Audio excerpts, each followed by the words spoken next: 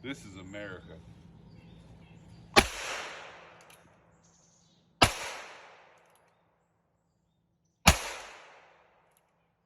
I'm moving up north. Everybody got a podcast. Everybody is a critic, but nobody want a minute. Everybody going live now. Everybody want it right now. Click the link up in the bio. Everybody got a new line. Everybody is offended. Give a fuck in your opinion. Everybody. All right, we got a little bit of time to watch this. We record for like 40 minutes, and the battery dies like 10 minutes. Let's throw the charger on real quick. Okay. I'm gonna go fill my water. Well, you got it out here? Yeah, I don't want to move your phone, so you plug it into your phone and I'll make things. Sure. Because otherwise it's gonna look really weird when you edit it. Sure. You should just move it forward, then move it back, then move it forward, then move it back. We totally had a multi-camera angle setup, see? 2 steps forward, I take 2 steps back. Come together, cause opposites attract, and you know it ain't fiction, just a natural fact. There's a part of the TV where I'm doing this, dancing to the song, and then it just freezes, and I'm like, That's awesome. This actually looks kind of cool. I mean, in the setting, it looks... Can I tell you what it looks like to me on there? It looks like we're on the set of Tool Time. That's what it feels like, because you got a Craftsman tool thing right behind you. Not sponsored. Blur that out. Oh, I'm still working on learning how to Get blur any money stuff. from you motherfucker. Are we recording? I have to double check, but I'm pretty sure. Now, we're gonna time it. Yeah, we're recording. We have 12 minutes, because that's what keeps people entertained. 12 minutes? Okay. 12 minutes. Good, then we can do 2 separate podcasts. The Sopranos, Many Saints in Newark. So this podcast will be about my adventure up to Michigan. Yes, welcome to Michigan. Well, I gotta finish my thoughts. Oh. On my downright ugly. Okay. My downright ugly, and this is on story. It feels like David Chase and crew filmed 15 hours of a show, of a movie, and then the editor sat down and said, "I'm just gonna randomly pick out what scenes I want to put in the movie in chronological order." And I felt the story was not cohesive and it did not flow. No, was it? I think that's the biggest downright ugly of the story is the way it was edited. It's just not a good flow of the movie because you never know where you're at and you never understand what's going on. Oh, like we're back to this storyline, and it's not like a Tarantino jump. It's like I have no clue what I'm doing and I just got to go with the premiere. All right. With that said, what was I gonna say? Oh, and if John, like to steal John's term on this, is that a Snyder cut? Because I'm just gonna wait for the Snyder cut to come out, and I can't wait for the Snyder cut of Many Saints of Newark. I want our viewers to count how many times I acknowledge Ray Liotta won't call his dog. All right. Really? Now we're okay. So now we're cutting this, and we're gonna. Cut! We're doing 2 podcasts here. Is Start that? out. I don't know what I'm going to do. I'm going to put something together, but you want to talk about your Michigan trip? So I got a car, and I put my mom in the car, You got a car, you put your mom in a car. That's a great way to start a story. and then I drove. I love lamb. When you guys did this 12-minute study, did you notice it was like the 12-minute mark where Bob started talking? No, I didn't really pay attention. Or just correlation causation? Because you are a ball of fire on this. So, good car. So your mom was in the car, No, my mom is in the car. captivating. My mom gave me $1 and dropped me off at the park and ride. I actually She dropped did her this. off. It's her phone number. It's on my shirt. Okay, so you got your car. You left Florida. What? We left Florida at 2 a.m. on Monday morning, Okay. and I got to Wisconsin at 9 p.m. Tuesday night. What part of Wisconsin? Mequon, just north of Milwaukee. Oh, okay. And And that's good for landing the people. a good man. So I've been there. I've had biscuits and gravy with Doug. I feel like we just. Holy shit! Are you cutting the Sopranos movie? I feel like we just time warped. Yeah, that's how we're doing. Because I know of like 5 things that happened between Oh those 2 yeah, points. but I mean, there's no real Liotta. What are we talking about? What? How do we go from biscuits and gravy to Ray Liotta? Am I that fucking stoned right now? We went from McQuan to biscuits and gravy. We totally cut out a day and a half. Oh, okay. Yeah. Oh, I see what you're saying. Yeah. I've stayed in a lot of hotels. I literally stopped in hotels to take naps along the way because I can't sleep at rest stops. I couldn't fall asleep. With your mom or by yourself? Either. Okay. Mostly because she kept moving around, and I'm like, fuck. So we get up here. I drop her off. I spend one night in a hotel, one night at my aunt's house, and I drive up here yesterday morning? Day before yesterday. Day before yesterday.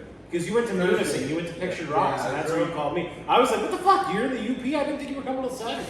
Yeah, so I drove up to Munising to this completely mishandled website for Pictured Rocks. They show you it from the sea point of view, which they don't even show you how to get there from here, and all you can do is walk 3 different trails to this waterfall, and then leave. Why is fucking Ted Cruz on behind us? What the fuck is this? Fucking. I'm from Texas. You don't talk about a man's family like that. You've got a dog wife, Ted. It was like.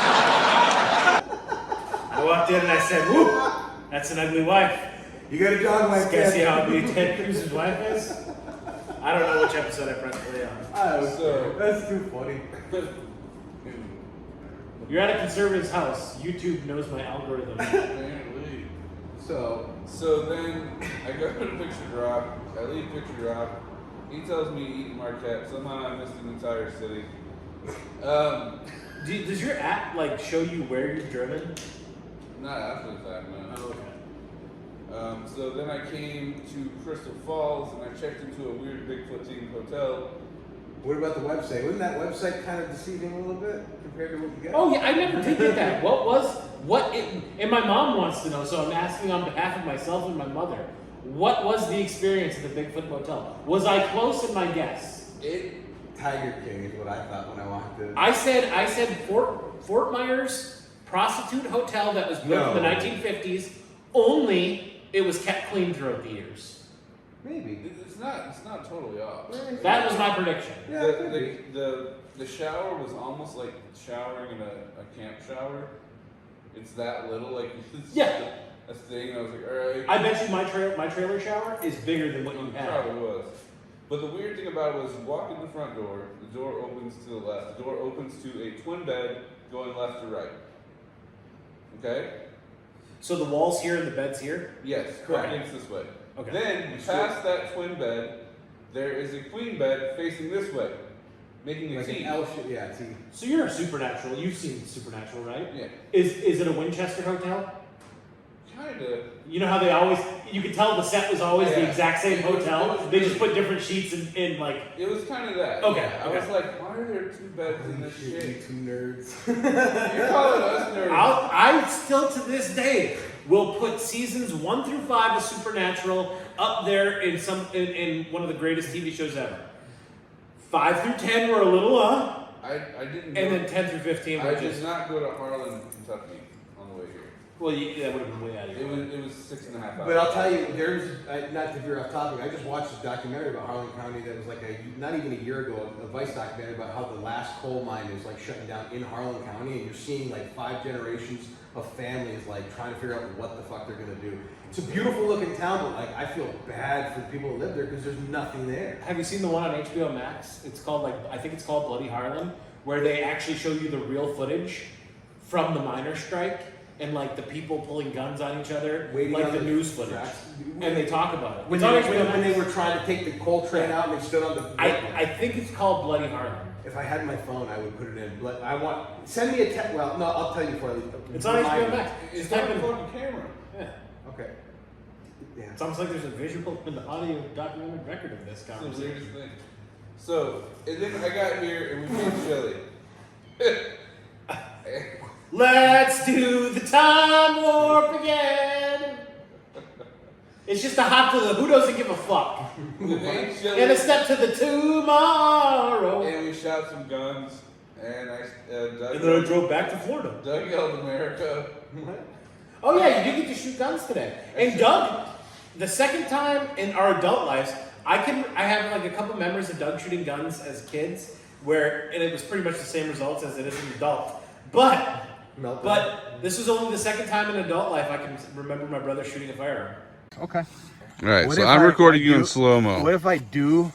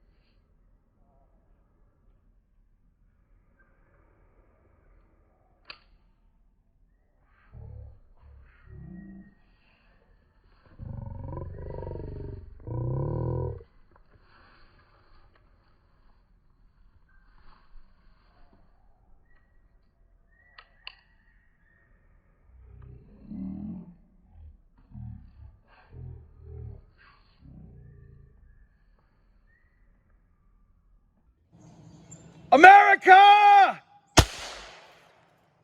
That really didn't seem like it. That felt like a cap gun, honestly. That's He what would it have felt fun with the Thompson. Yeah. Because it's like shooting a BB gun, only a real gun. I'm good. I'm happy with that. It's the same bullet. It's just a rifle. But it even has less recoil than a rifle. Yeah, it's in a rifle. Like, it doesn't move at all. I'll tell you what, the AR-15 has no kick Oh, I was whatsoever. talking about. Let's go shoot your air. We'd have to go to the woods. How much are those bullets?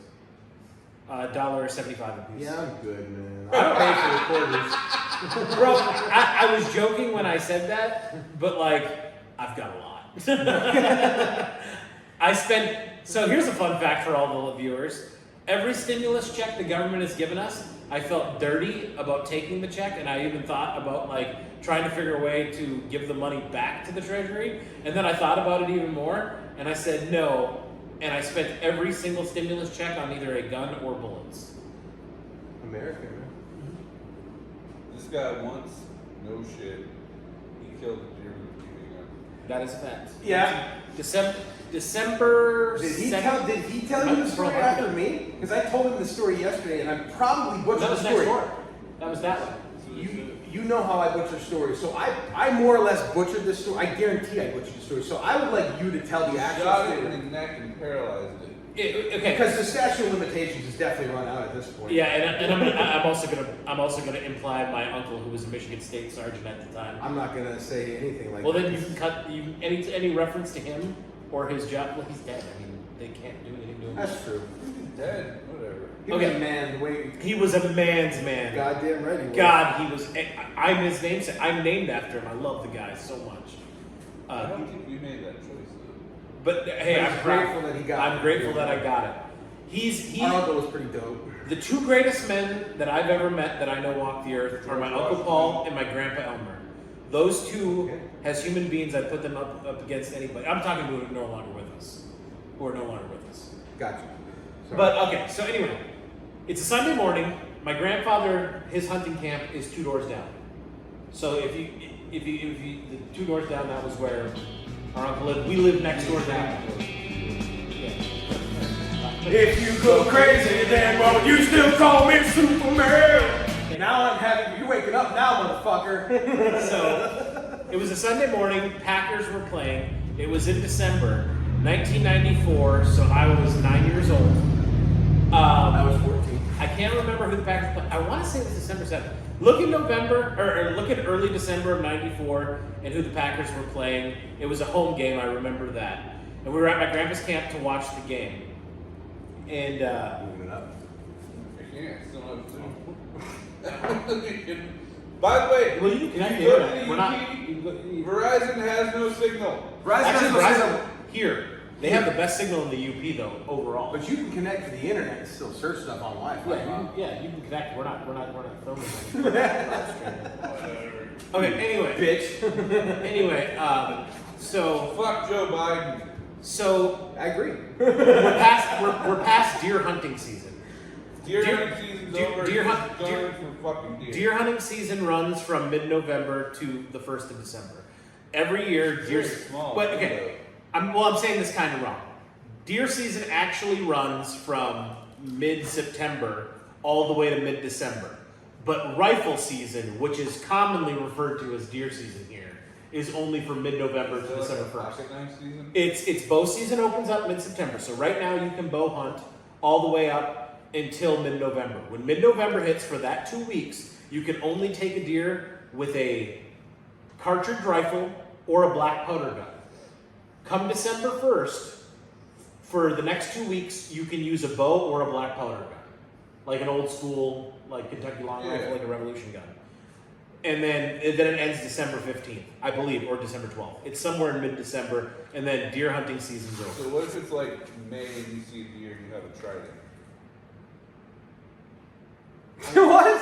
I mean, Like Aquaman? so hidden fact: you can kill a deer any time of the year with any weapon, whether it's legal or not. That's Yeah, what we I'm don't get into the gray area of these things. First of all, up in the UP. unless you're my brother, where the deer around you are comfortable to where they'll come and eat out of your hands, you get to that comfortable, which they do.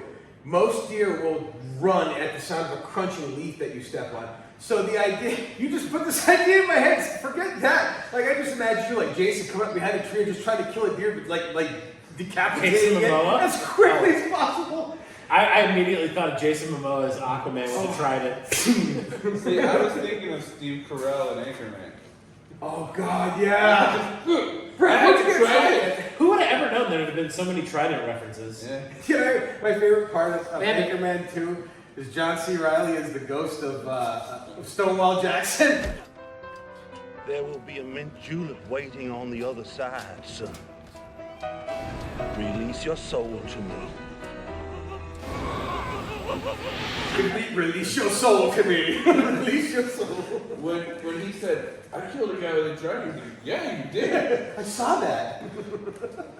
I love Anchorman. So we're at my grandpa's camp, and my grandfather was a interesting fellow. I think if Doug wants to add any opinions on our grandfather, I don't want to speak ill of the dead anymore. Yeah, I don't I'm really not- have I favorable won't things speak to say ill. about him. He wasn't a good person to us. he wasn't a good grandfather. I'll say Okay. that.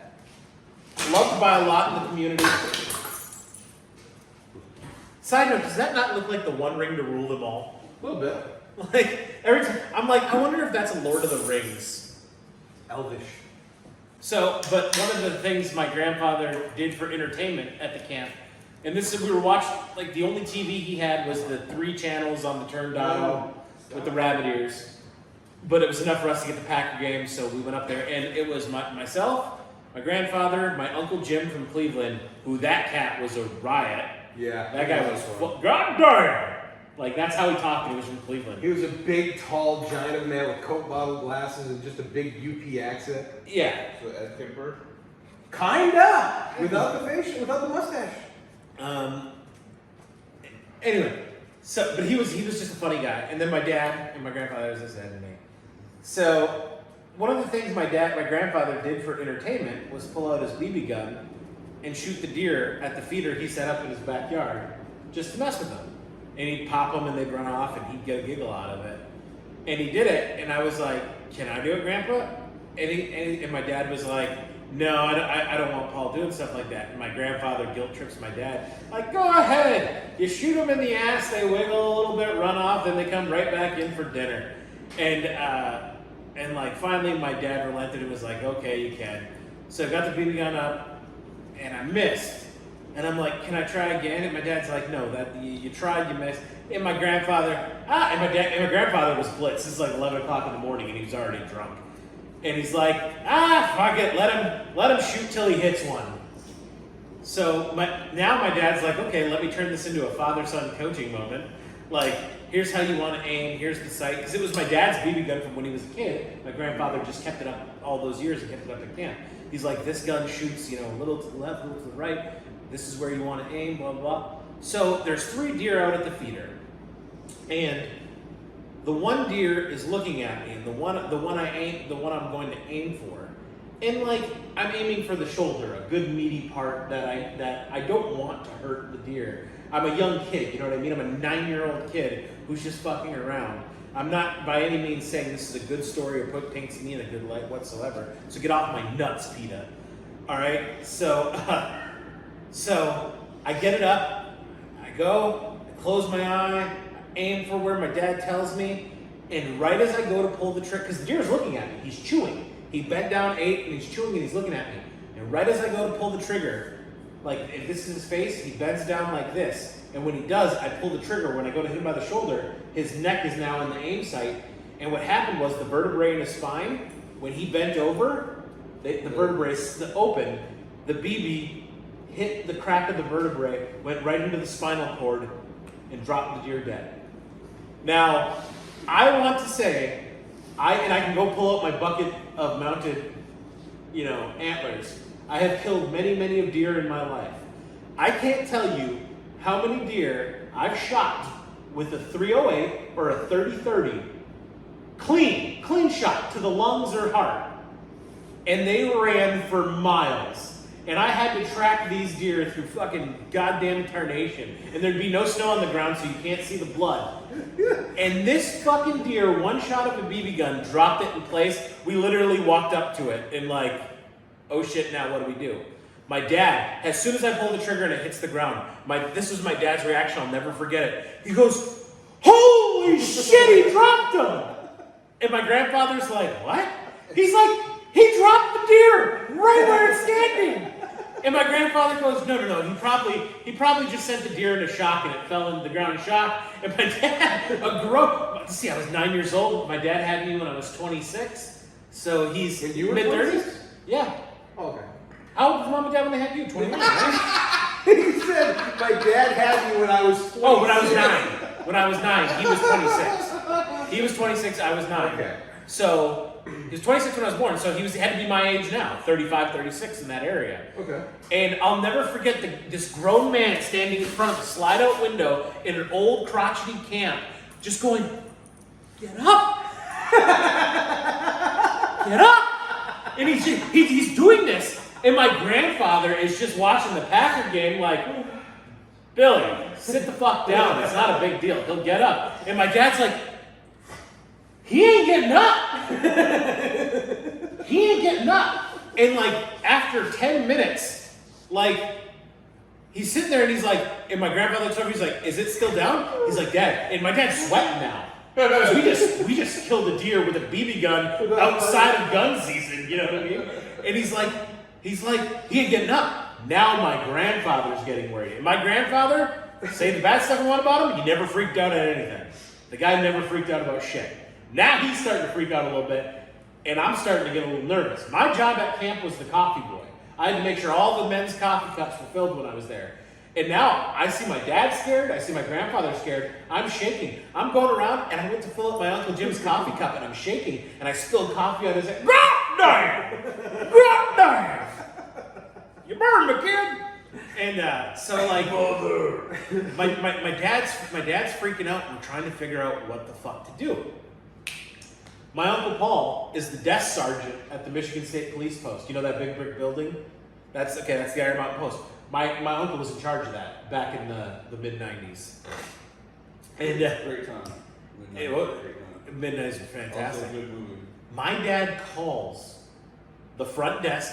My uncle was working that day at the Michigan State Police Post on a Sunday.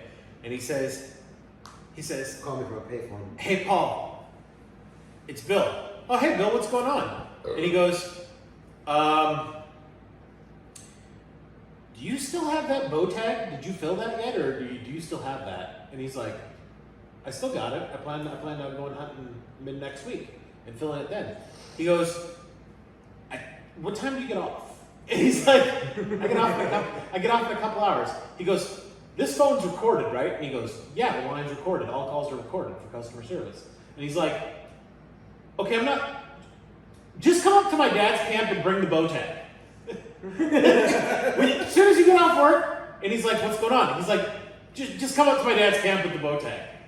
And he's like, oh, okay. Because he didn't want to say anything. So 2 hours later, my Uncle Paul shows up full uniform, full Michigan State Police uniform, holding a fucking bow tag. He walks in and he sees a deer and he's like, oh, and my Uncle Paul, Michigan State Police officer, his motto was he would never cite or arrest somebody for something he would do. He was very stern in that conviction. When he retired, he became the DUI teacher for the Upper Peninsula of Michigan as a citizen, and he taught if you got a DUI in Michigan, you went to his class to get points back on your license. You know how many DUIs he arrested in his career? Zero. His philosophy was, as long as you weren't shithouse blackface drunk, dump out whatever alcohol you had in the car and find somebody to get you home. Never, but anyway, I feel it's important to this story. He shows up, he's like, oh, did you guys drop one out the back window? He goes, Paul did. And he looks at me, he's like my uncle, like, good job. He's like, he did it with a BB gun. My uncle goes, he did it with what? He goes, he shot him with a BB gun. Like, just blank, like. So we had to go out. We went out and we literally shot an arrow into the lungs of this deer to tag it with a bow tag. Because if a DNR officer showed up, you had to have, like, they'll never find the BB wound. They'll never find that, so we're clear there, but you gotta have a bow. So we tag it, and that's not the funny part of the story. Afterwards, I'll never forget this. My Uncle Jim, my Uncle Paul, my Grandpa Truman, and my dad sit me down, and they, not yelling at me, but very sternly talking to me. You cannot tell another living soul about this. Like, you don't realize that this is a big infraction up here. Because it's not that you'll serve jail time and pay a big fine. Like, nobody cares about that. You lose your hunting license for life. And that's livelihood. That's livelihood up here. There are people who, like, the only way their family eats is from what they catch or kill. And so I'm like, okay, I won't. And I mean, I made sure I kept my mouth shut. I was proud that as a 9-year-old kid looking back on it, I never said a goddamn word to anything. 2 weeks later, I'm in school. 2 weeks later, I'm in school, and a kid comes up to me, and he was in my grade, but he was in a different class, and he goes, my dad says your uncle's full of shit. And I'm like, first off, which uncle? Because I have a lot of them. And a lot of them are full of shit. A lot of them are full of shit. This could be an accurate statement. And they're like, my Uncle Paul. Now that was fighting words. And I'm like, what? And his dad was a DNR officer. He said, your uncle told my dad you killed a deer with a BB gun. And I'm like, I was so conflicted. I'm like, I don't know what to do right now. Is this a trap? Is this, like, I remember being 9 years old, like, is this a trap? I'm like, I'm not saying anything. You can't make me admit to anything. So here's what happened. My grandfather, my father, and my uncle told everyone they knew that their son, nephew, and grandson killed a deer with a BB gun. It got back to the local DNR officer. He calls my uncle at the police post, and he says, hey, Paul, I can't remember the guy's name off the top of my head. It's blah, blah. Oh, hey, what's going on? He's like, I just heard a whopper of a tale. And he's like, what's that? I heard your nephew killed a deer with a BB gun. He goes, let's say his name is Jeff. Jeff, you know this line's recorded and this conversation's ending now. If you want to talk about anything, come to the police post and we'll talk in person. And he hung up the phone on him. My uncle told me every DNR officer in 200 miles was at the Iron Mountain Post within a matter of an hour and a half. And it all got blown over the rug, and then I became a living legend in the local area for a long time. And it's so funny, because, like, coming back, because we moved to Florida, obviously, and I came back when I was 20, and there were times where, like, I'd be in a bar during deer season, and people are telling their deer tales, and they're like, oh, do you remember that one story about the kid who killed the deer with a BB gun back in the 90s? And I'd just be sitting off to the side with a smile on my face, like, that's pretty fucking cool. They're talking about me. Should like buy me a drink. I'll regale you with my the only thing I have to prove it, my grandfather gave me the BB gun. It was my dad's BB gun when he was a kid, and you saw it.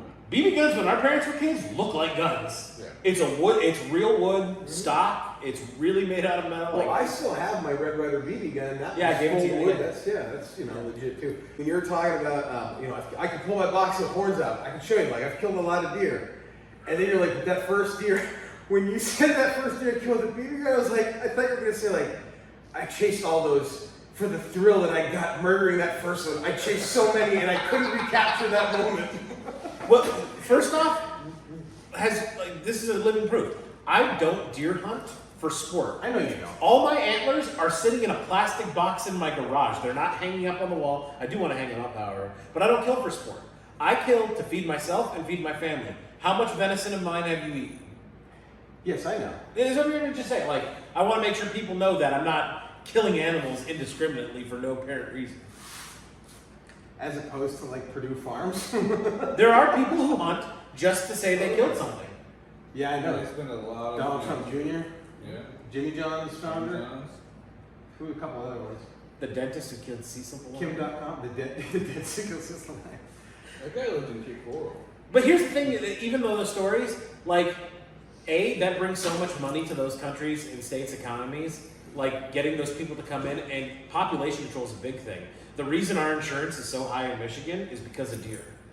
That's why, realistically, God, in most states, hunting regulations are ran by auto insurance companies. Like how many tags that are going to get issued in that? Isn't that what they call it up here? They call it, like, if a deer, No, if you hit a deer, if a deer jumps out of nowhere and you hit it, it's like an act of God. Isn't that the Yeah, part of the insurance? it's an act of God. So And- if I hit a deer on the way home, You better get faith real quick, man. who pays for that? Me? Are you fully? Is your car? Your eternal soul It's in fully covered. It's got hell. act of God in it. If you're driving and a semi kicks a rock and cracks your windshield, does your insurance company pay for it? Then yeah, the same thing. If you had a hurricane and a tree fell on your car, would your insurance company pay for it? Florida, no. Really? Most don't. Yeah, it depends on where you live in Florida now. So that's the BB gun story. It's better than fucking really. Look at it twice. You didn't even see it twice. I don't fucking have to. Oh, I love it. So, you've been in Michigan. Wait. We're at the Durst story. You're here until tomorrow morning. You're leaving what time tomorrow As morning? soon as I wake up, whenever I wake up, I'm headed back to Mequon. Then I'll watch Sunday Night Football with my family. Watch my Bucks beat New England in New England. I know we can talk. I mean, we can absolutely end this whenever you guys want to. It's not a big deal to me. I'm good to record all night, man. Well, I don't want to record all night. There's gonna be a point where I want to go to sleep at some point. But I got 30 minute I drive. bet you the deer are eating apples. well, that's what I'm saying. You tell me when you're I ready. think the deer eating apples right now. Usually, when she gets like in the Hey, here's a good thing. We got the camera on the tripod. Let's follow it up and test it out. Now we're gonna make this a mobile don't episode. open the door really fast. Hold on a minute.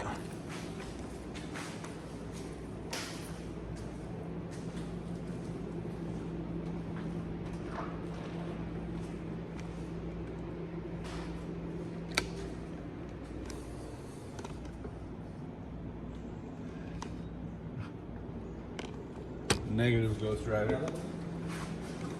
They usually come. What time is it? 505. They usually come around 5:30, 6 o'clock.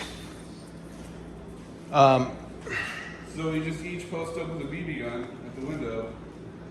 I do not harm the deer. The deer that comes here, she comes with her 2 kids.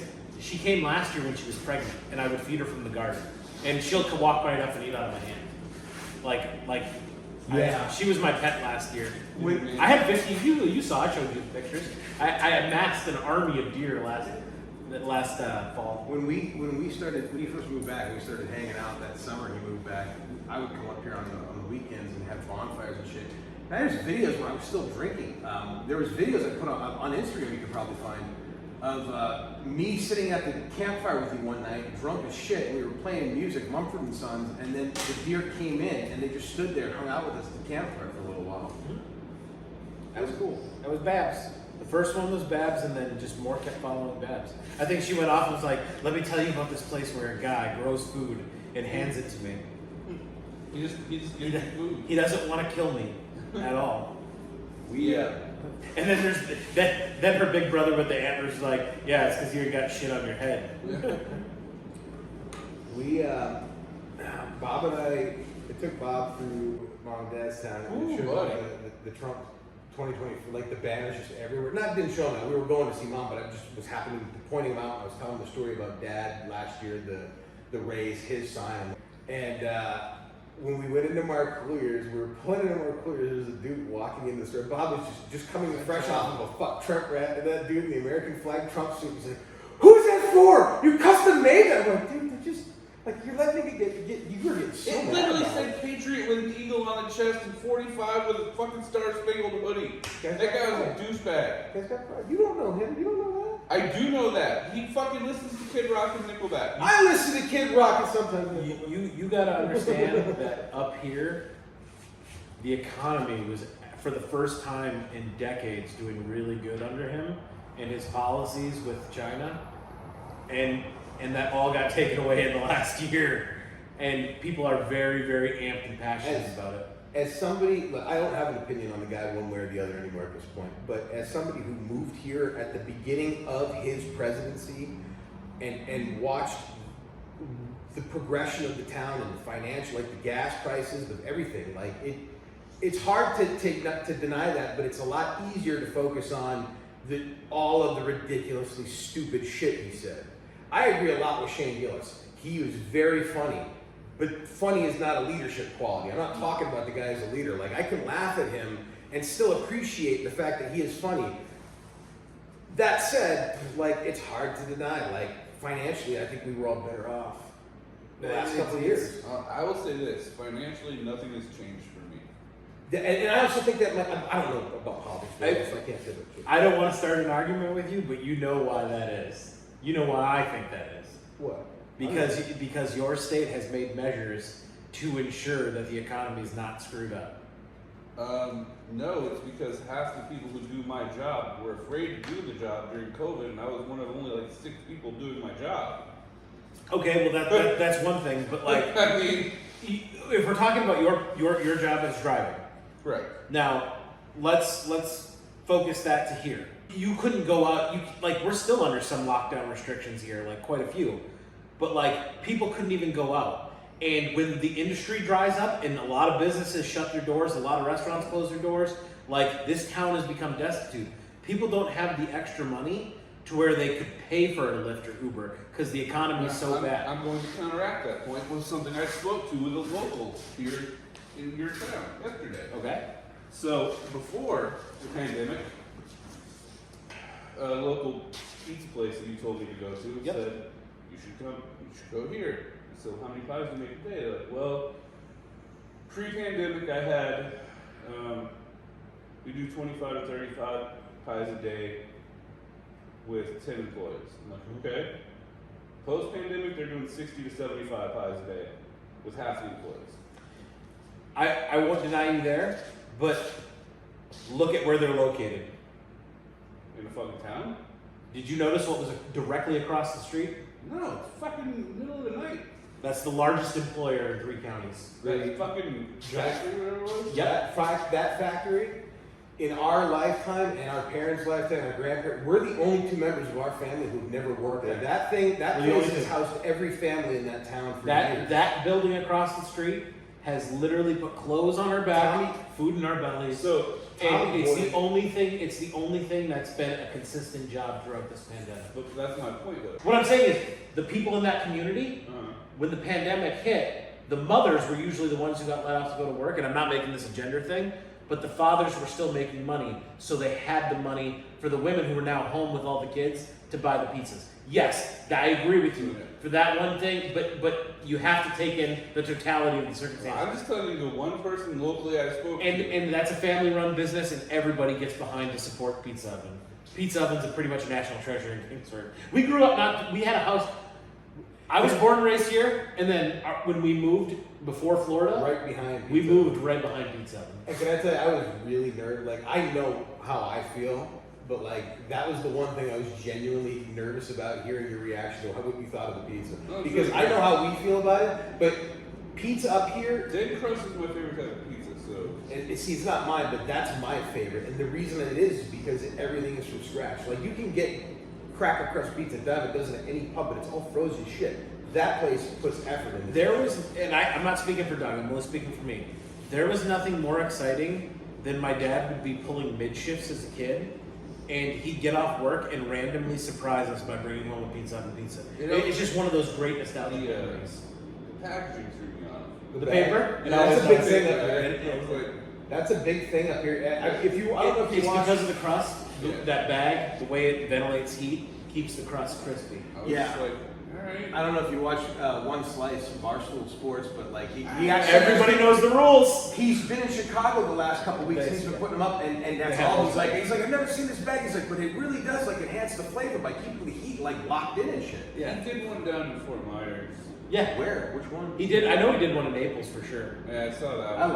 like Dave. I like Dave He's Portman. entertaining as hell. I love He Dave just Portman. comes across as a douche. I don't think that at all. I think that about Matt Gates, but Dave Portman, I think, is just a typical guy from Boston who likes sports and is just a guy's guy. I think it's a guy who built his own empire. He came from nothing, and he's unapologetic to anybody who doesn't like him. And I have respect for people like that. There was one I was watching, he was being a dick to one of the guys who was walking by. Well, he's been addicted to the one I was watching the other day where this guy came up, his friend, he's like, hey, Dave, he's like, can I talk to you about this Bitcoin, Bitcoin? yeah. Bitcoin? And he's like, yeah, somebody just texted me about that. He's like, yeah, it was me 15 minutes ago. I told you I was over here to tell you about it. And the guy starts selling him on this. He's like, this is how much I started out with. This is how much I'm making. I'm like, he's like, get the fuck out of here with that. He's like, you guys, you Bitcoin guys. You gotta are think. you He gotta probably think, gets you handed gotta that think shit Yeah. all the time, all the fucking time. And at some point, you have to become a dick to live your life. Especially when you own like one of the biggest actually- conglomerate entertainment / gambling companies.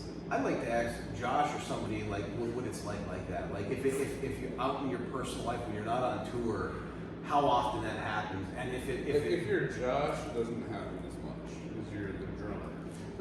When you're the lead singer, however, probably yeah. Claudia really gets badgered all the time.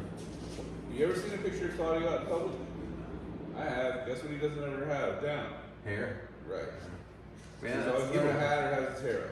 That's a giveaway. Because, I mean, obviously, when you see Sideshow Claudio walking down the street, you know who it is. Have you looked to see if they have the one bite pizzas in the frozen section at Walmart yet? No. They make their own pizza. I don't go. He just started, and it's so funny because he's made his He own hates pizza frozen review. pizzas. He hates Jack's.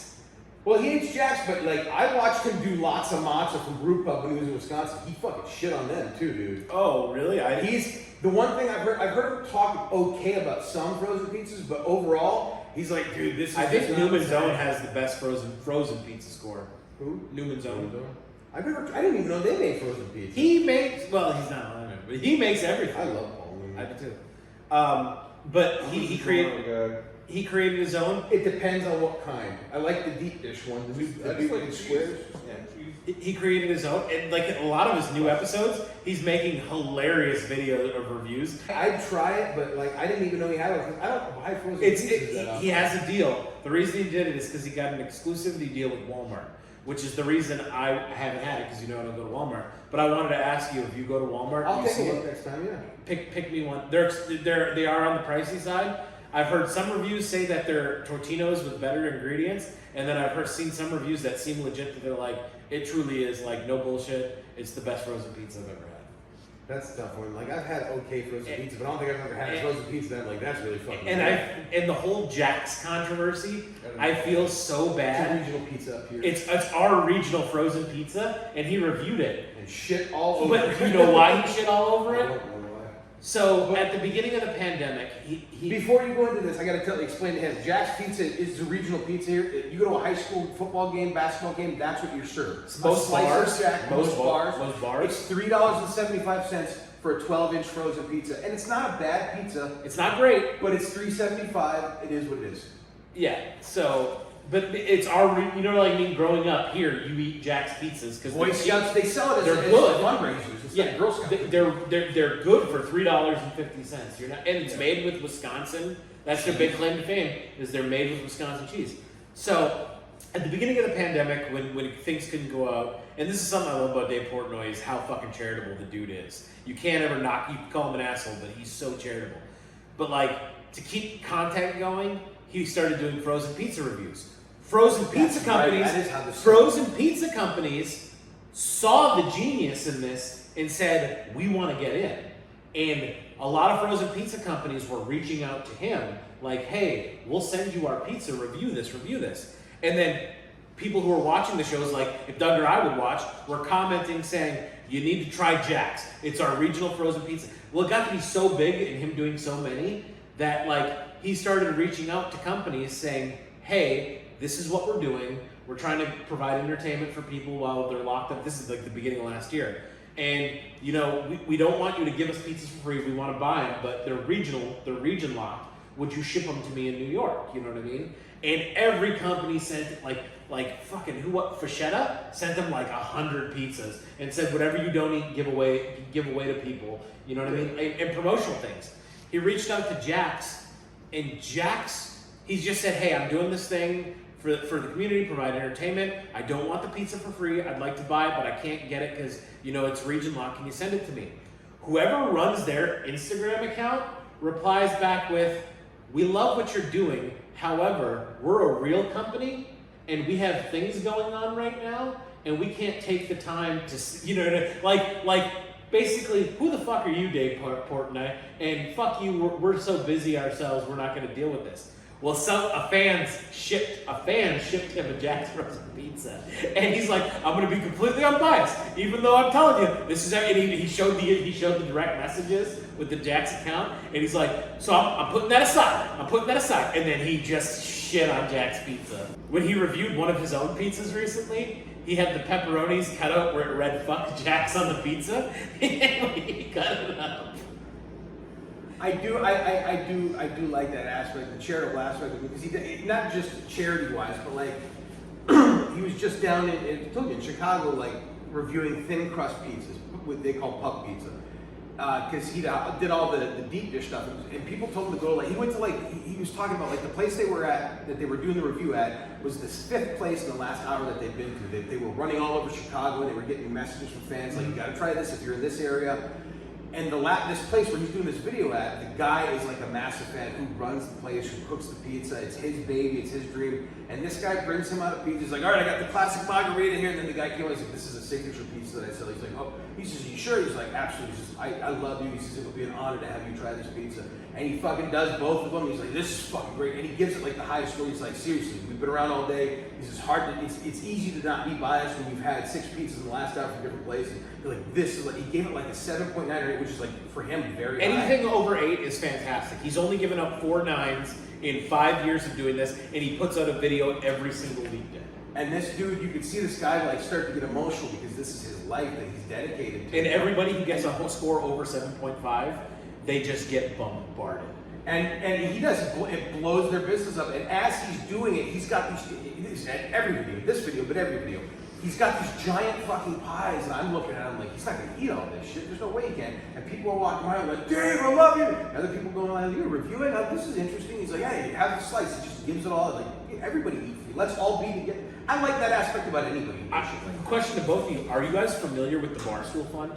No, I'm not. So how this is not mainstream news on every fucking network, and how nobody knows about this is beyond me. I think it was November, it might have been a little bit earlier than last year, Dave Portnoy was so fed up with the government, both left and right, he said, I'm done with it. He's like, he was talking to, who's the owner of the Mavericks? Who's on Shark Tank? Mark Cuban. I think it was Mark Cuban, and I could be wrong on this, so I'm okay if I'm wrong, but it was a philanthropist like Mark Rubin, I think it was Mark Rubin. He's like, is there something, he's talking to him on a private phone call, like, hey, is there something we can do for small businesses in America? Like, I'm so tired of the government failing. And Mark says, why don't you fucking do it?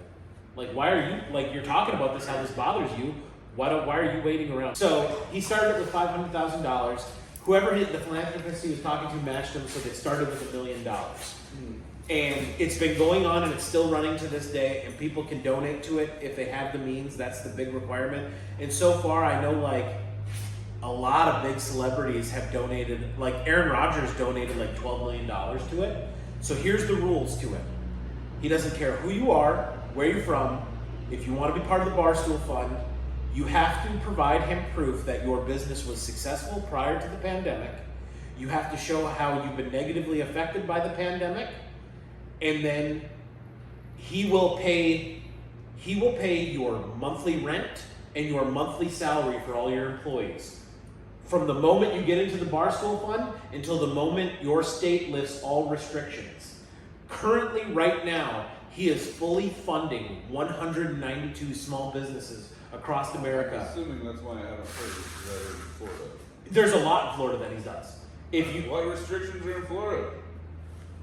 he did like when there was like anyway. My recommendation to you, if you ever want a good, and we could do this on YouTube right now, if you want to have a good emotional moment and feel good about humanity for once, look up business owners posting their reactions to finding out they got approved by the Barstool Fund.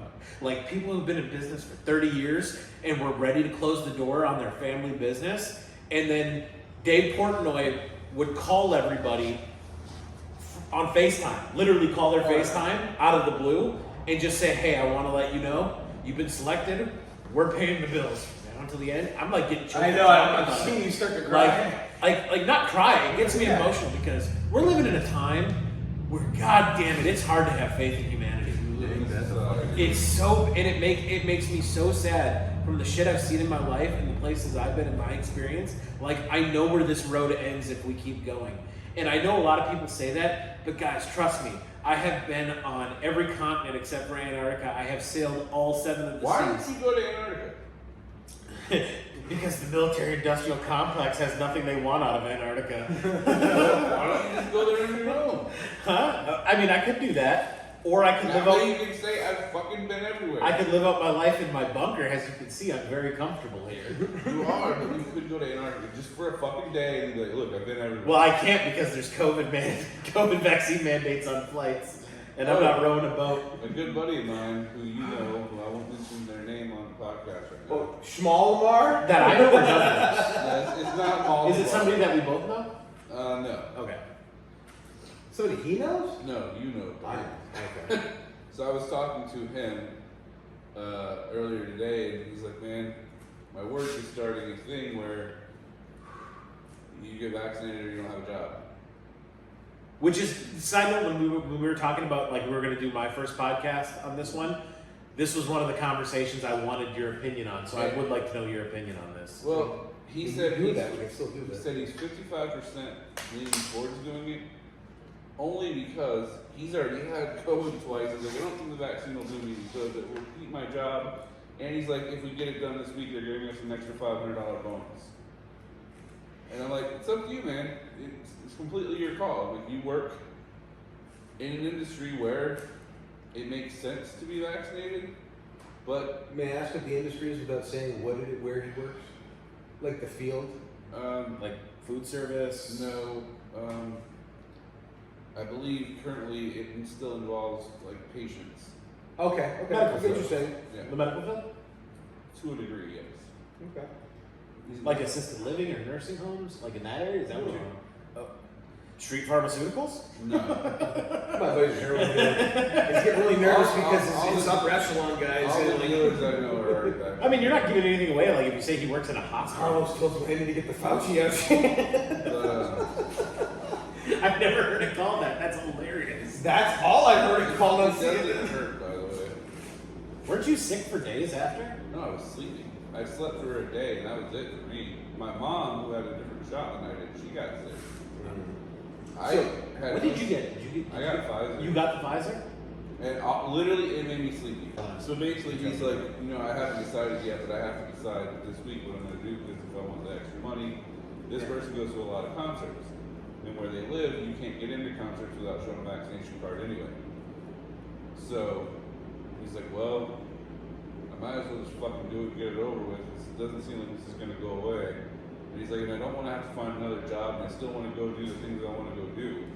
I don't fault anybody for feeling that way, believing that, thinking that, or even doing it for those reasons. I think everybody, my only thing is, I think if people want to get it, if people find a peace of mind in getting it, if they believe in it, I think they absolutely should. I also think that people who don't trust it or don't understand it or don't understand the science or are just plain afraid because the last 4 years have been nothing but bullshit thrown at us from all sides, I don't think not only do I think those people should be allowed the same anemones as the other people, I think they shouldn't be fucking shamed or picked on. I don't think people.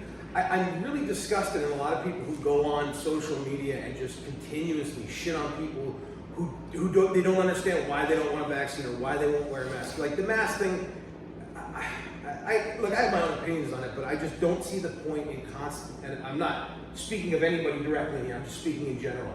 I don't see the point in consistently shitting on something when you say like fucking people who don't get the vaccines are just. I don't even understand how they can fucking live in a society like. You gotta have some leeway. You have to be able to step in somebody else's shoes and understand their perspective. You have to try and get out of that mentality. And you also have to understand that if that's how you're gonna be, if you're publicly gonna say that kind of stuff, if you're gonna shame somebody, you have to know that that's not gonna help. It's not gonna get the person to get a shot. It's not gonna make it's not gonna make the situation better at all. Instead of shitting on it, let's all try and figure a way to work together on it. And I think that's going to be the ultimate test that I don't know if we're capable of passing right now. So, at the beginning, when the vaccine was coming out, like rolling out hard, I say Biden coming in because that's just when I remember it was coming out. I don't want to make this anything political because the vaccine should not be political whatsoever, and I think that's one of the humanity should not be political. Yeah, and here's my thought. I was considering getting the vaccine, and I have done extensive research on all the different brands, and talking to a lot of people who I know have gotten vaccines, talking to a lot of people who know it didn't. I'm the type of guy that when a new PlayStation comes out, I don't buy it right away. I wait a couple of years for the bugs to get worked out. And I don't want to make a correlation of PlayStation versus vaccine. I'm just letting you know that's my mindset and process. I totally understand. But I was seriously considering getting the vaccine up until I heard the word mandate. I am not a fan of any government telling their people what to do. And if this is not, I have no problem with the efficacy of the vaccine. I'll take it at face value and say that it's the safest thing in the world. You are starting to go down a very, very bad road when you mandate a free country. The thing about America has always been, in this country, I'm not talking about any other country in the world, there is inherent risk to liberty. You can die doing anything. Today, we pulled out multiple guns and we walked out back and we just started firing rounds into a stack of wood. And there is a chance that one of those 22 rounds could have bounced off one of the hardwood in that pile, ricocheted and hit you in the head and killed you instantly. But we have the freedom to do that. And I'm saying that to make the correlation of it should be the same thing otherwise. And anybody who is pro-vaccine mandates to go inside of a restaurant, to go to a concert, to keep your job, anybody who's pro that, my question to you was, if you lived in the 1960s Deep South, would you be pro-segregation? Because that's essentially what you're advocating for now. That's essentially what you're saying is okay now. We are going to look at somebody who is different than me, who has a different belief than me that I don't understand, and we're going to say you can't participate in our society. Oh, but you can participate in your own society, but at the end of the day, you're still going to have to pay us the taxes from whatever business you do on your own. And you can't partake in the public activities we do. So places like New York, and I'm just saying that because that's the biggest American city that we know is fully vaccinated. You have to be fully vaccinated to participate in restaurants, in everything there is to do in New York. You have to be vaccinated. You have a class of citizen. You have now separated into two classes of citizens. And historically, when you do that, it starts with separation, then degrading the person. Pretty soon, this all is going to boil up. And I'm not trying to get my tinfoil hat off on this, but people, listen up. If you start to hear your government say, well, we'd all be done with this if there weren't unvaccinated people, maybe it's time we start taking the unvaccinated and physically removing them from society. Obviously, we've tried to stop them from participating in it. Now we have to move them out. So what we'll do is we'll build this new camp, this new town, this new place over here where we can put all the unvaccinated, We'll call so it all Florida. of us can live in comfort. And now I want to go to the other side of the coin on this because I feel me and Bob are good friends, and politically we lean both different ways on this. It's not a hidden secret. I love Bob like a brother, and there's been a lot of stuff we've disagreed on this, like our governors. We have two totally different governors and two totally different mindsets. Yeah, we do. I like DeSantis. I'm not going to hide the fact that I like it, and he hates him. And we're not going to argue about that. However, and I want to say this with you, Bob, because I know I told you the day it happened, and I meant it then just as much as I mean it today. I called Bob when I heard DeSantis made a law saying that companies were barred from issuing a vaccine mandate for their business. I don't want that either. Even though it comes from the ideal opinion that I have personally, I don't want the government restricting any tax-paying business or citizen's freedom, ever. At the end of the day, I want everybody to have freedom and liberty. What that means is you have to accept inherent risks, and you also have to accept the losses you make from those decisions. What I mean by that is if you're a business who says, I'm going to do a vaccine mandate, you should be legally allowed to do it, but when your customer base goes down a massive percentage, like 60%, you can't cry foul at the end of the day and say, I need government money to stay open. Because you made a decision that you think is right, and I applaud you for, but now you have to take the inherent consequences that come with that. Just on the vice versa, if you say, I'm not going to do any vaccine mandate, you have to know, and your customers have to know, when they partake in your business, you're taking a greater risk of contracting a disease that has a survival rate of over 99.7%. That's something you have to do in a free society. And the second you stop doing that, we stop becoming a free society. This is all things I want people to think about.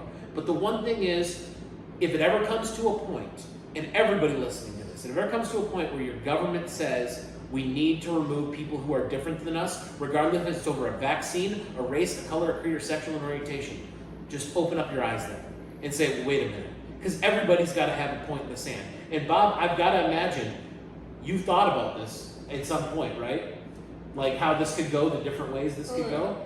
What would be the line in the sand for you? To me, DeSantis already crossed it when he stopped funding the schools who allowed masks when he said they weren't allowed to make masks. And I told you the day of, I disagree. Anything that... Yeah. Here's the thing I wish people would understand. If my child's school gets unfunded because they think it's safer to wear masks and he's going to not pull funding for that school, fuck that guy. Like, I no respect at all. That when you start fucking with a kid's education, I have a real problem with that. But and this is my devil's advocate point. First off, I agree with you that pulling funding is horrible. Funding for schools are based off kids that actually go to the school. Right. So my question for you is, if the school makes this decision, and most of the parents in the school, let's say 75% of the parents in that school, disagree with that opinion, disagree with your opinion on that, and they pull all their kids out of school and either homeschool or send them to private school, now there's no funding to pull. Yeah, but you still get that 25%.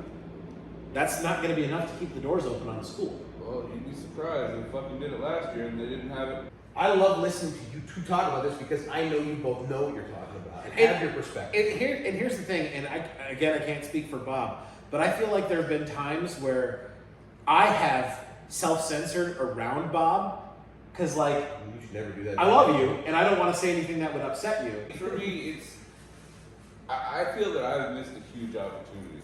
Driving around this town and seeing all these signs. Look, I voted for Biden. If I can make money selling fuck Biden stuff, I'm gonna start making some fuck Biden stuff. Capitalism, I baby. feel like I have missed out on a big fucking I'm gonna put the gunshot right after that. I can't wait for a year from now when Bob lives down the road from me and owns fuck Biden R Us. Ray would never allow it. If it made enough money, she wouldn't give a shit. I would love for you guys to move here. In the Bring your words, family. in the words of the great prophet Ted DiBiase, everybody's got a price.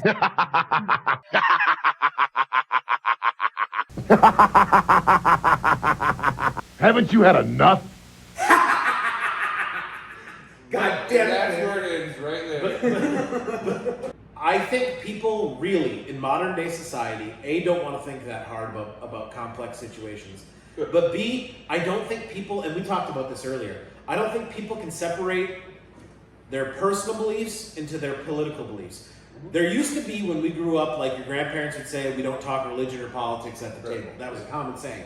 Like now that goes away, and religion has mainly gone away, and I'm not going to get down that subject of religion because I'm going through my own life journey with religion right now. I'm kind of having a revamp on it. It's okay to have personal beliefs that conflict with your political beliefs. And the number one thing when people are like, I don't even understand what that means, I will tell you a personal thing for me. Abortion is a very hot topic for a lot of people, and it's a very pushy subject, depending on what side you're on, or both sides of the aisle. My personal belief on abortion is, if I ever got a woman pregnant, I would do everything I could in my power to have the child. Granted, at the end of the day, I know the mother is going to have the ultimate choice in it, but I would do everything, beg, plead, to say, hey, we don't have to stay together, we don't have to be together, carry the child to term. When the child's born, I'll take custody of it. You'll never have to see this child again in your life, but let me raise it as my child. That's me. That's my personal belief. Then I have my political belief. My political belief is government should have no fucking say in it. Is that, oh, you hit it? Yeah. Thank you for ruining a good moment. Or making one. My political belief is government should have no fucking say in it. Nope. Now, with that said, this is where people have to think about these things. If we say, okay, that abortion is legal and fine, I don't like it, I'm on board to give women their bodily autonomy. But then we have to rewrite all the laws. Because right now in America, if you go out, you get blasted drunk, and you crash into a woman who's pregnant, you don't get charged with 1 count of murder, you get charged with 2 count of murders. So we can't have laws that conflict. Either a baby inside the womb is a human being, and you can be charged for murder of it, or in all cases, or you can't be charged in any case. That's all I'm saying, and that's the point I'm trying to make. But like, for me, I look at what Texas is doing right now, trying to force women to have babies no matter what, which I think is, and saying, okay, hey, if you're going to get an abortion and you know about it, you can get $2,000 for your abortion. Well, that's not, and me and Doug had this conversation, because that's not the whole truth on it. Like, are you familiar with the legislation? To a degree. Okay, it doesn't outlaw abortions. It doesn't make abortions illegal. It's what? It's past a heartbeat being heard. Once a heartbeat can be heard, the abortion is not, and it's not illegal to commit the abortion. It's opening it, because right now there's no way to sue somebody. So here's the hypothetical in my personal belief scenario. Woman tells me she's pregnant. I say, how far along are you? She says, I'm 6 weeks. 6 weeks is the number the news is running with, because average, that's when most babies get a heartbeat. So that's why you hear the number 6 weeks so much. But the actual law is once it has a heartbeat. Well, when you go to find out if you're pregnant, they do the sonogram. Sonogram is where you detect a heartbeat. That's when you know you're pregnant, and that's when you make the decision on abortion. Problem is, people are having sex. They're not thinking about it, and a woman's cycle takes 4 weeks, and so mathematically, you could miss a cycle for 2 weeks. A heartbeat is detected, and then that's where this law comes into play. Still not illegal to get an abortion. What the law is saying is that once a heartbeat is detected, a third party, it specifically says in the rule, the government cannot jail anybody, they cannot arrest anybody, and they can't fine anybody. The government has nothing to do with this. You will not get imprisoned, and you won't get fined by the government. All this law is saying is, if you terminate a pregnancy where the baby or the fetus, I'll comply and use words from the other side of the aisle, has a heartbeat, a third party outside of the doctor and the woman could file a lawsuit against anybody who provoked it. It's mainly directed at doctors, but in theory, yes, the news is running with, if a Lyft driver drives a woman to the abortion clinic, once that goes to court and the lawsuit's fleshed out, there's no Lyft drivers that's going to get it. And if it does, then I'm completely against it. Dude, I've literally gotten emails from Lyft about that. Okay. Yeah, literally saying, hey, you're covered if you take somebody, we're standing behind this. And I think, realistically, and I mean, this sucks as a Lyft driver, if you suspect it and you're driving somebody to an abortion clinic, I would not ask any fucking questions. I wouldn't want to know, so if I ever got into court, I'd be like, I was just taking a ride, I had no clue an abortion was happening. Because there is, the way the legislation reads, it's people who knowingly contribute. It's not like, if somebody hops in your Lyft and says, take me to the abortion clinic to get an abortion, and you're like, hey, I want you to get that abortion, let me run you there as fast as possible. I mean, that's the only time where I can see a courtroom being like, and it's all videotaped, and that comes up in a court, and you're like, ah.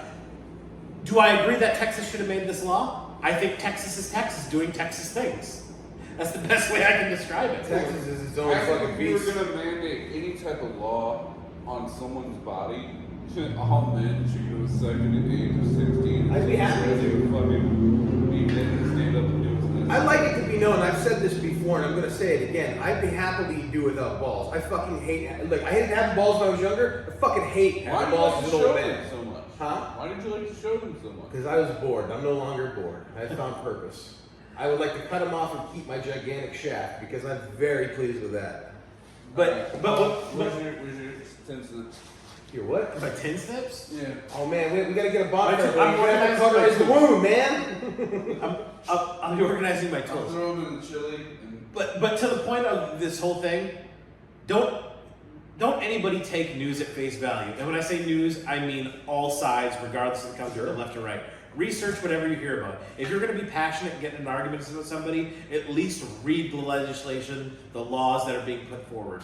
Because there's a lot of fucky shit that goes on with our legislators from both sides. And just to reiterate this point home, the government doesn't care about you as an individual. No. Take care of yourself. Make the best decision for you. And whatever that decision you make, I fully fucking support it, no matter what it is, when it is. As long as you're not hurting somebody else. You're gonna ruin my best. And when I say hurting somebody else, I mean physically hurting somebody else. Like physically putting your hands on somebody else and hurting somebody else. Yeah, Shane Gillis said it best in his special, and I only know this because I watched it again last night with Game King when he talks about how everyone's like, yo, this country's the most divided this country's ever been. Like, really? Like, you guys know we had war about this, right? He's like, you're not arguing on Twitter, we were killing each other. All joking aside, I think it was Reuters poll, but a national poll came out yesterday and showed that over 50% of Republicans now support secession. And what blew my mind is 42% of Democrats support secession. So let me ask you two, how do you feel about states having a peaceful divorce? If we could do it without a civil war and say we are going to have the United States of America, who are the blue states, and a United States of America that are the red states. How do you guys feel about that? I will go based off of, now that that's a real thing. It's being discussed. I mean, have you heard any conversation? Sarah Silverman, did you see that video of Sarah Silverman? I've talked about seceding for years. No. There was Sarah Silverman did a viral video. Actually, I can pull it up here and we can watch it afterwards.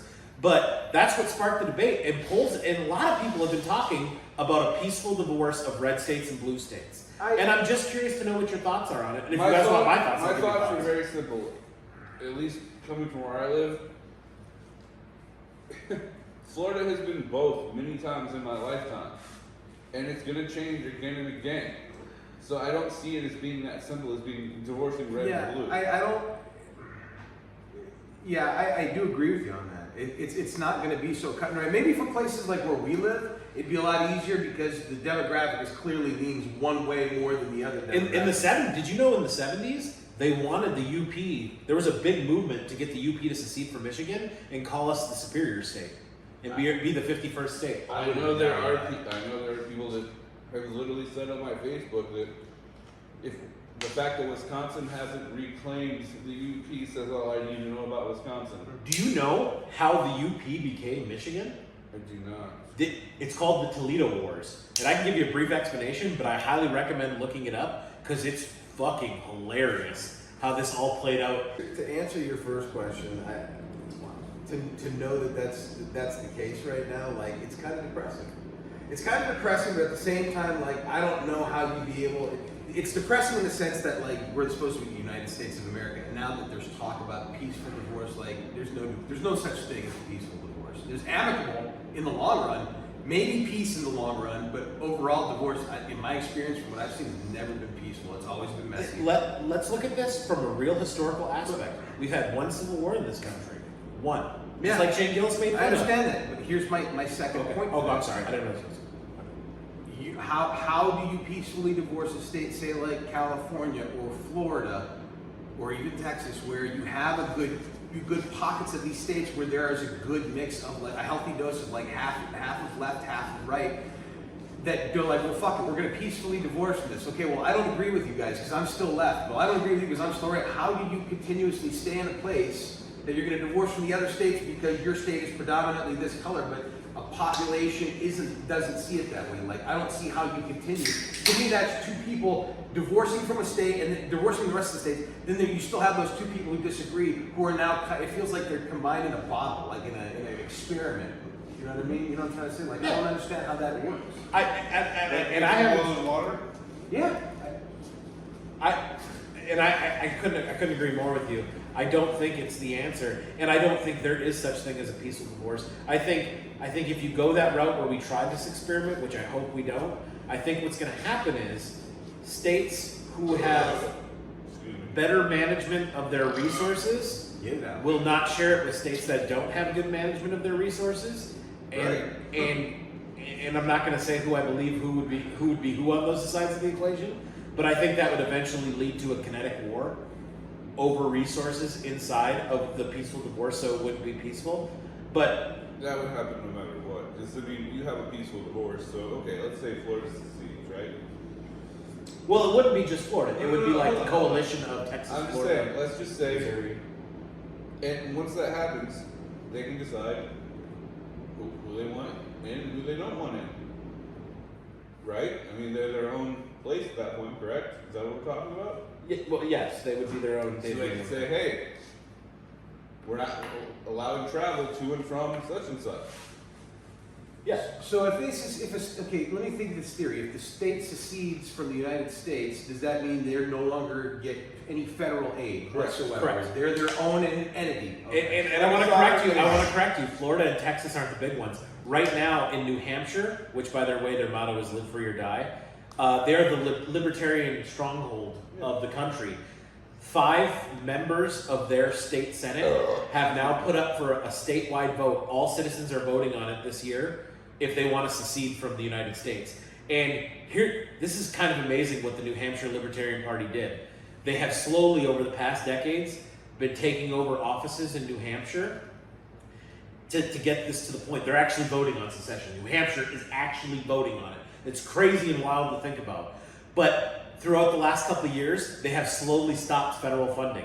I learned that New Hampshire basically gets, right now, no federal funding.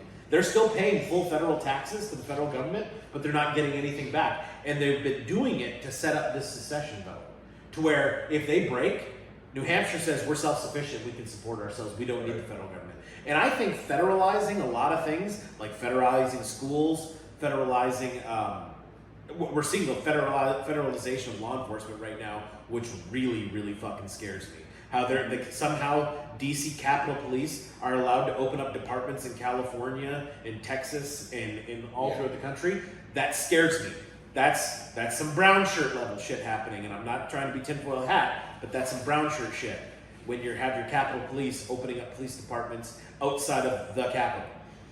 But yeah, New Hampshire, it's a very interesting to watch from the sidelines and to see how that vote goes. But the Civil War we had in this, the only Civil War we had in this country, Lincoln, and first off, slavery was a horrible thing and it needed to be abolished. It never needed to be started. We should have founded this country on freedom for everybody, regardless of skin tone. But truthfully, Lincoln didn't care about slavery. The whole reason Lincoln fought the Civil War was to preserve the Union, was so that the Union wasn't divided. So it's a really interesting case study. Like I said, to me, all these people who fly rebel flags and the Confederate flags, and they're like, oh, it's heritage, not hate, blah, blah, blah. It just makes me laugh because literally Nirvana was around longer than the Confederacy. So, what kind of heritage? Were you born in that 4-year span? I mean, what the fuck are we talking about here? I look at people like that, though, honestly. How do you feel about the gay pride flag? I don't care about any flag.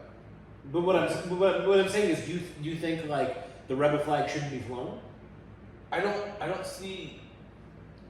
understand people championing something that was lost horribly and wasn't really done for the right reason to begin with. I'm not. First and foremost, I want you to know I'm not taking a side on this. Like, it makes no sense to me at all. I'm simply asking, pushing questions. Yeah, but like, makes no sense to me. If we take first, I don't care about the rebel flag. I'm not endorsing the rebel flag. But if you are going to judge a person for the rebel flag, I feel like you have to do that for all organizational flags, like the gay pride flag, or the LGBTQIP+, spirit, animal, wild flag. I don't know all the letters, and I'm sorry. I don't mean that as a mock on the community. I just don't know what it's at right now. And then like Black Lives Matter has a flag, Blue Lives Matter has. Everybody has a fucking flag, and it feels like these flags are turning into factional countries, which are already fractioning off. Whenever it's like we have to think about this rule, law, or how the government should handle this, I'm a firm believer. Always err on the side of freedom. Which means if you want to fly your gay pride flag, your rebel flag, whatever, do whatever you want to do, as long as you are not physically harming somebody else.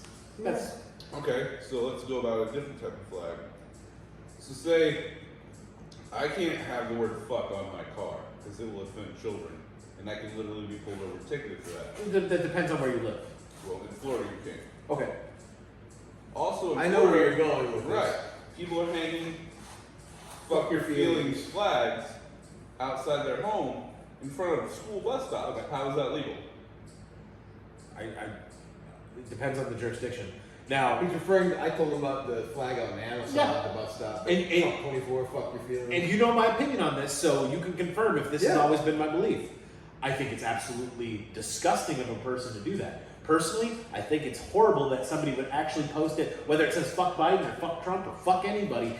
I think it's horrible. Government-wise, I think the government should have nothing to fucking say about it. Well, I think you can't have truck nuts, so I don't see why you can have. They got rid of that now? Oh yeah, that's. I know Oh, that's dude. that in Florida? Oh yeah. Yeah, that's not illegal here. It's been illegal in Florida for like 5 years now. And it's Niagara just passed a law where you can drive four-wheelers and side-by-sides on the city streets, and whenever you see them, they all got those nuts hanging behind them. Yeah, that got banned in Florida a while ago. Gotta show everybody what you're representing, man. Yeah. So, but when it comes to any shit like that, anything like that, I'm always err on the side of liberty and freedom. Yeah. Like there should not be a law that says you get fined or go to jail for that. Just like seatbelt laws. I hate seatbelt laws. I think people should be allowed to live their lives the way they want to. I don't think you should impose anything on a person as long as we're talking about not hurting women, not hurting children, about like within reason. Like I would say there's a big caveat there because you said however they want. I mean, I am if really I got stoned, a though, wild hair up my ass to walk over there and grab a tire iron and smack you up the head because You're physically harming somebody. That's what I'm saying. That's the caveat. He you didn't think say you that. think he let you get to me with a tire? I like to think he'd step in. Oh, you wouldn't get it. Like if you had to walk a distance greater than 21 feet, you wouldn't make it back. Like, and you verbally announce, like, I'm taking this tire iron to bash in Doug's skull. Now see, Why did I I'll announce stop that? it from happening. I don't And know, why love did you Bob. announce I love you, Bob. Blood's thicker than water on But this. I'm not. Who's gonna announce? Okay, I have this. Now I intend to use it. I would read the room. I mean, I'd read the room. he'd read it more than I would because I'd be so high. He'd be like, what? What's going on? is he walking to me with a hatchet? The difference between me and you is I know where the firearms in this room are. I'm sure you do. This is a case of me like not realizing you just had a conversation for 5 minutes that I tuned out this afternoon. That's what this is another case of. That was so. Oh, God. What was it? I don't even remember what the conversation was. I don't either. How we were gonna set things up or something or internet? Oh, about the fucking VPN. Oh, the VPN. VPN. Missed the whole So, goddamn conversation. As you can see, these fine gentlemen helped me get my big screen TV out of storage, which has been sitting the last year and a half. And I plugged the Fire TV in for the first time in a year and a half. I had to update everything, and I had to download all my apps. And I just recently got a VPN. I won't tell you what company, because they're not paying me to sponsor this program yet, but if they ever do, then I will shill it like crazy. But Bob asked me, we're sitting there as I'm downloading it, and Doug's to my left, Bob's to my right, and Bob goes, oh, you got a VPN? And I'm like, yeah. I got it for another sports app that has blackout on it, and it's my way to circumvent it so I can watch games whenever my favorite team is playing a team that's considered in my region. To get around it, I go into a 5-minute explanation of how much I'm paying for a VPN, And how. and the story behind it. And the website and the link Yeah, and all of and it. there's a reason for it. And me and Bob have this conversation. We're engaging each other. We're asking questions. We're talking. Like me and Bob. Bob's one of my favorite people to talk to because we're very, very engaging when we have conversations that are off camera. And we get done talking, and it wasn't even a minute later. No. It was shortly after. Doug's sitting there, and Doug looks up at the TV screen, and he goes, "Oh, you got a VPN?" And I'm like, "Yup." He goes, "How much do you pay for this?" And I'm like, "Are you fucking kidding me? Are you kidding me?" You really didn't need that new space bomb, dude. What did you?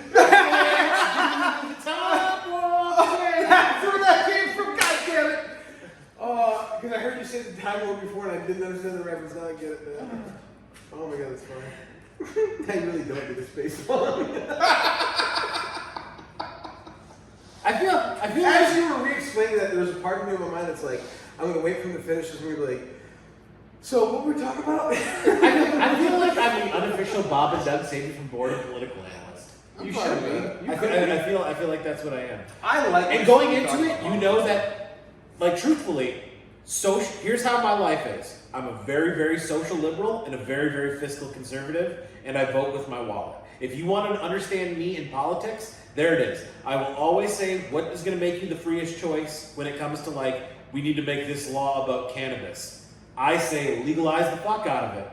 Make it legal and tax the shit out of it. That's how we can overcome this 22. What are we at? It's got to be over 22. It's got to be pushing 30 now. Well, if they pass that new spending bill, It'll be up to like 36. trillion, Yeah, so it'll be up. Yeah, I knew the numbers, but like it's slipping me right now. It's ridiculous. Let's leave Yeah, that. it's beyond fat. We're gonna fault on it. But like cannabis, shit like that, abortion. I understand abortion's a touchy one, but we'll talk about it. And now oh man, Paul's on behind me. Wait, do you know what the first thing that went through my head is why I started laughing? And then it finally got to Trump's turn to talk, and he was just like, Rand Paul is ugly? And the whole crowd was like, oh! We didn't know you could do that in this. You can just do that as your thing? This guy's a personal hero. Oh my god. Liberty above everything.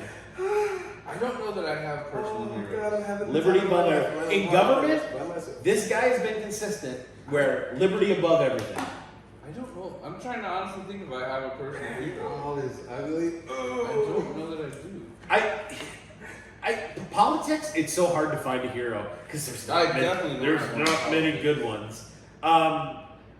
I would say Rand Paul's up there. He's not my favorite. I love Dan Crenshaw for the obvious reasons as to why I love Dan Crenshaw. I make fun of Pete Davis's dead dad.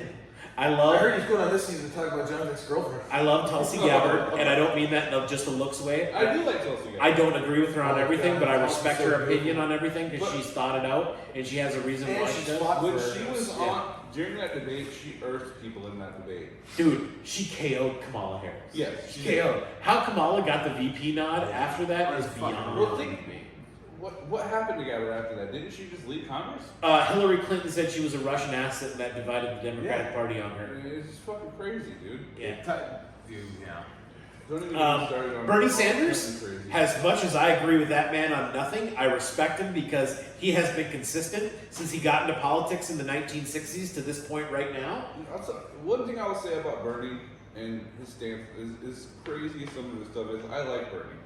Would any of his stuff have actually worked on a federal level? Probably not, and I don't think it would have gotten passed. I think but the dude always seems to be on the right side of history. I think after he was in Congress for approximately 42 years back in 1983, and he was doing an interview, and he was talking about bread lines, and he said, you know, it's funny, sometimes American journalists talk about how bad a country is because people are lining up for food. That's a good thing. In other countries, people don't line up for food. The rich get the food and the poor starve to death. Like, that's where I'm like, I don't think I can agree with you on much of anything, Bernie. I'm not a fan of socialism because socialism has never worked in human history, and I get it. Everybody who is a socialist says that's because they haven't done it right. Watch how we do it, and then I've watched them bankrupt another country. But I respect Bernie. I respect Bernie because he's never changed his ways. He has never faulted. He's never faulted. Are those tweet elbows? Thank you for noticing. Joe Biden. I hate Joe Biden. Not because he's president now. Not because he beat Trump. It has nothing to do with that. Because Joe Biden's opinion shifts with the wind. I'm literally going to give you my reasoning for why I voted for Joe Biden. I know why. Because he's not Donald Trump or Ray Liotta. There you have it. Like, you're not the first person to tell me this. You know what, though? I would vote for Ray Liotta before I vote for Trump. And you all know my feelings on Ray Liotta. I don't want Trump to run in 2024. So you know I voted for Trump. But this is me saying I don't want Trump to run in 2024. If I had a dream ticket who'd run for the Republicans, And I'll tell you right now, Dave Smith runs for Dave Smith, Libertarian. I'm voting. If Dave Smith runs for Libertarian Party, this will be the first time ever I vote Libertarian. I just want to see some young blood. Dave Smith, Dave can see Smith? that? Dave Smith's in his 30s. I'm tired of seeing 70-year-old white dudes as my only option. Yeah. Did you- I am too, man. Did you guys I hear really about? am. Did you guys hear about Brett Weinstein and his female partner I when they don't tried know. to do the? He's a professor. I don't know him too well, but I just heard today on the Mike Baker JRE thing. He tried to start a unity party, and he was trying to get Dan Crenshaw and Tulsi Gabbard on board to be the first members and have them run on a ticket last election. But like Twitter and Facebook shut him down. I didn't know anything about it, but I was like, huh, that sucks.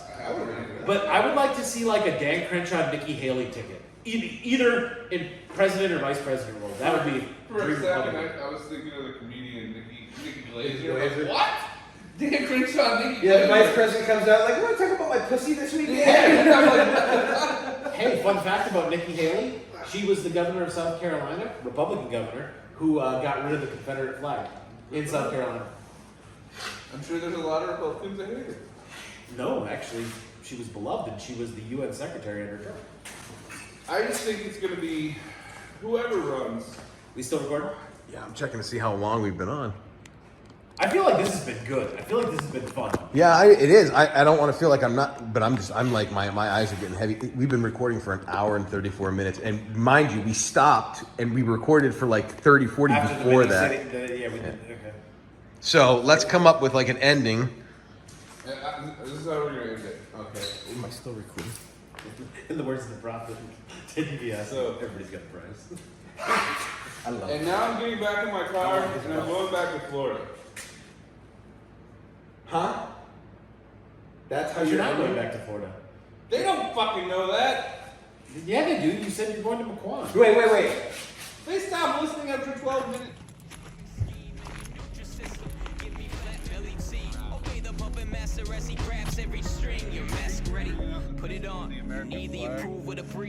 Of course. Celebrity drama and you glued to your seat. This is where I live now. Everybody got a podcast.